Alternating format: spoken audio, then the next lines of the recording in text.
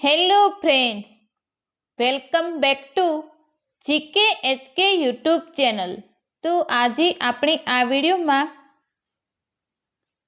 પંચાયતી રાજના કેટલાક ટોપિકોની પ્રશ્નોત્તરી જોવાના છીએ. તો અંત સુધી આ વિડીયોમાં બની રહેશું.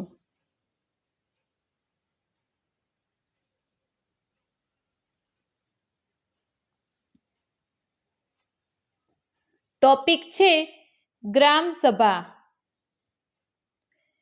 કોણે ગ્રામ સભાને પંચાયતી રાજની ગંગોત્રી તરીકે ઓળખાવી છે? ઉચ્છંગરાય ઢેબર.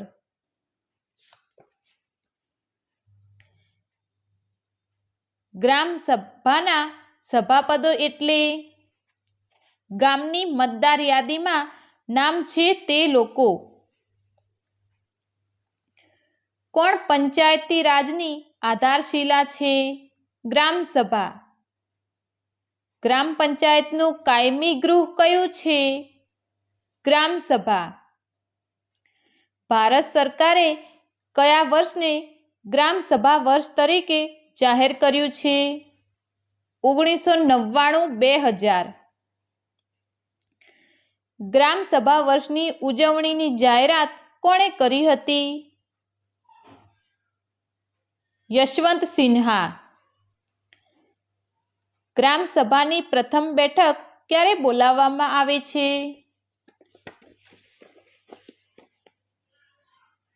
1 એપ્રિલથી 2 મહિનામાં.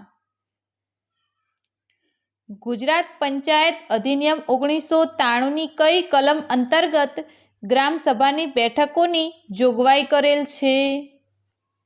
કલમ 93 અંતર્ગત.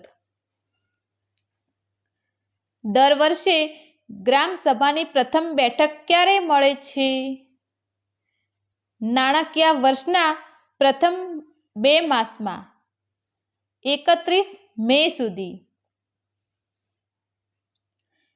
ગ્રામ સભાની કાર્યવાહીમાં કોણ ભાગ લઈ શકે છે પરંતુ મત આપી શકતા નથી? તાલુકા પંચાયત અને જિલ્લા પંચાયતના પ્રતિનિધિઓ. કાયદા પ્રમાણે વર્ષમાં ઓછામાં ઓછી કેટલી વાર ગ્રામ સભાનું આયોજન કરવું ફરજિયાત છે? 2 વાર. ગ્રામ સભાની 2 સામાન્ય બેઠકો વચ્ચેનો સમયગાળો કેટલા મહિનાથી વધુ ન હોવો જોઈએ? 6 મહિનાથી. ગ્રામ સભામાં ઓછામાં ઓછી કેટલી વ્યક્તિઓની હાજરી અનિવાર્ય છે? 50.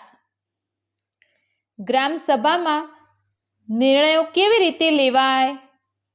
સાદી બહુમતીથી. મહાત્મા ગાંધી રાષ્ટ્રીય ગ્રામીણ રોજગારી બાંહેધરી યોજના મનરેગાનું ઓડિટ કોના દ્વારા થાય છે? ગ્રામ સભા. ગ્રામ સભા અને